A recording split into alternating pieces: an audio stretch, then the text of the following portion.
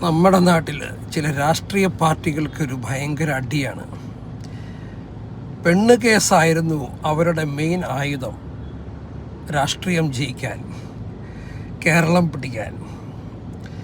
ഏതായാലും അത് സുപ്രീം കോടതി അവസാനിപ്പിച്ചിട്ടുണ്ട്. പുതിയൊരു കേസിൻ്റെ വിധിയോടുകൂടി സ്ത്രീകളുടെ ഇങ്ങനെയുള്ള കള്ളക്കേസുകൾക്ക് ഒരു അറുതി വരും എന്ന് പ്രതീക്ഷിക്കാം.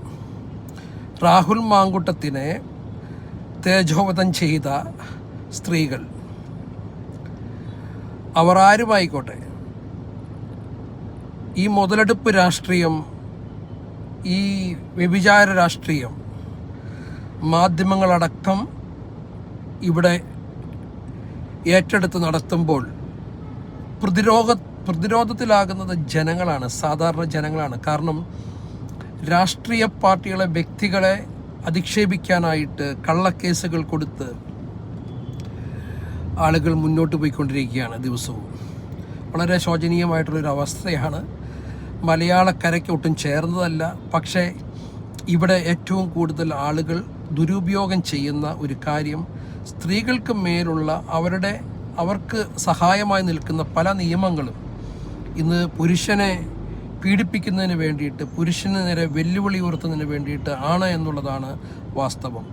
ആ രീതിയിലാണ് ഇന്ന് ഇവിടെ പല സ്ത്രീകളും ഈ വ്യക്തിപരമായ താല്പര്യങ്ങൾക്ക് അല്ലെങ്കിൽ രാഷ്ട്രീയ താല്പര്യത്തിന് വേണ്ടിയിട്ട് പ്രവർത്തിച്ചുകൊണ്ടിരിക്കുന്നത്. വളരെ ദുഃഖകരമായിട്ടുള്ള അവസ്ഥയാണ്, വേദനാജനകമാണ്.